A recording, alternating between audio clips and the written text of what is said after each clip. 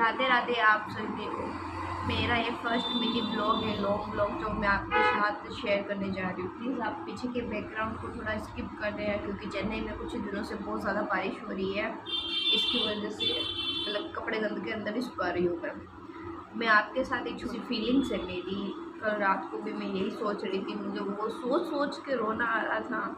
मतलब मेरा बेटा ही ऐसा है, आपके बेटे भी ऐसे। मुझे कुछ लोग बोलते यार तेरा बेटा 2 साल का हो गया, अभी अंदर ही पोटी करता है, सुसु करता है, उसको कुछ बोलता नहीं, उसको कुछ बोलना नहीं आता है। मतलब आप मेरे बेटे ने बहुत कुछ सहा है मेरे साथ में, क्योंकि वो भी 28 महीने का हुआ है और उसकी इसी बीच मेरी एक बेटी भी है। जब मेरा बेटा का फर्स्ट बर्थडे था उस टाइम मैं प्रेग्नेंट थी और हाँ सेकंड बार प्रेग्नेंट हुई थी। फिर सबने बोला मतलब अभी तो एक छोटा है, क्यों सेकंड बेबी करना, रहने दे।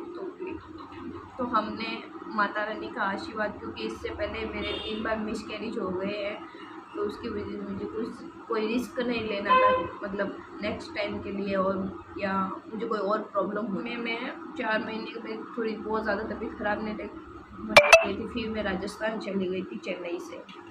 फिर वहाँ जाने के बाद में मेरा बड़ा बेटा मेरे पापा के पास होता, पापा चेन्नई आ गए, फिर वो मेरे पास होता। मतलब 1-2 महीने बाद मम्मी ने बोला तो इसको मेरे पास होता। मैंने बोला मम्मी क्यों, मतलब पेट में कहीं चोट वोट मार देता तो अंदर वाले बेबी को कुछ प्रॉब्लम हो रही। जब से मेरा बेटा मतलब अपनी नानी के पास होने लगा, ठीक है, अपने पापा चेन्नई आ गए तो पापा से दूर हो गए, पापा के पास थे नहीं। फिर मैं थी तो मैं भी प्रेग्नेंट थी, तो मतलब बेटे को मैं भी नहीं सुलाती थी, वो अपनी नानी के पास होता। उसके बाद में मैं दिन में तो उसको देख लेती थी, पर रात को मतलब कहीं ना कहीं होता नहीं। रात को देख मैं यहाँ सो रही हूँ, मेरा बेटा वहाँ अकेला सो रहा है। हाँ मुझे पता है उसकी नानी है जो मेरे से कहीं ज़्यादा उसको प्यार करती है और अपनी जान भी वारती है।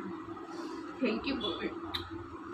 और एक ये बात थी मेरे मन में रात में सोच कर, कल रात को मेरा बेटा मेरे पास सो रहा था, बेटी झूले में सो रही थी, तब मुझे बहुत रोना आया बेटे को।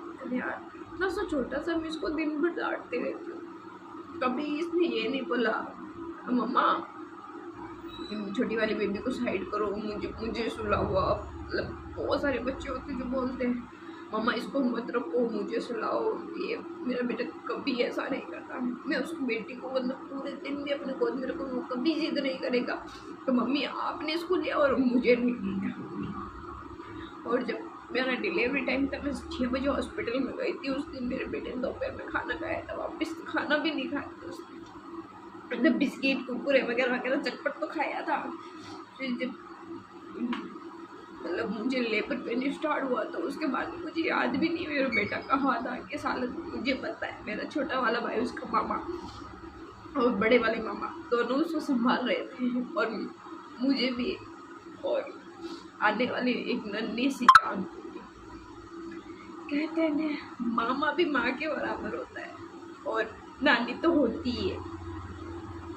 उसके पापा उस टाइम मेरी सासू माँ के पास थे क्योंकि वो बहुत ज़्यादा बीमार थी, और इसी बीच मतलब उस रात माँ के लिए अपने बेटे से मतलब 1 घंटा भी दूर नहीं रह सकती। वो पूरी रात वो उससे दूर रही, पूरी रात क्या पूरा 1 महीना अपने बेटे के बिना सोना, बेटे को टच नहीं करना। मतलब टच तो करती थी, मतलब बाँस उड़ा नहीं सकती थी, उसको गोदी नहीं उठा सकती। तो मतलब मेरी डिलीवरी हो रखी थी, तो आपको पता है डिलीवरी ज़्यादा बैठना उठना मतलब वो होता नहीं है। तो उसकी मतलब 10-15 दिन उसके पापा मेरे ससुराल लेके गए थे बेटे को। उसके बाद में मतलब मेरे ससुराल आता जाता मतलब मेरे पास वो रहा ही नहीं।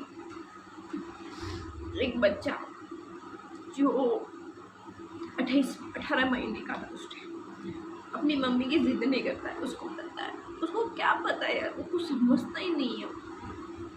कभी मेरे बेटे ने सब कुछ, वो कभी नहीं मेरे को बोलता मम्मी ये करो, मम्मा इस बेबी को मत रखो, मुझे रखो। बहुत सारे बच्चे होते जो ऐसा करते हैं, मेरा बेटा कभी नहीं करता।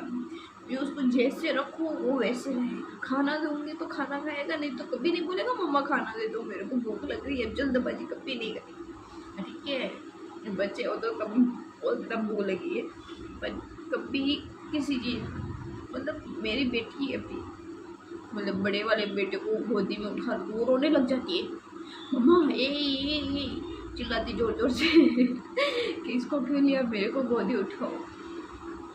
मेरा बेटा बहुत स्ट्रॉन्ग है। लव यू बेटा।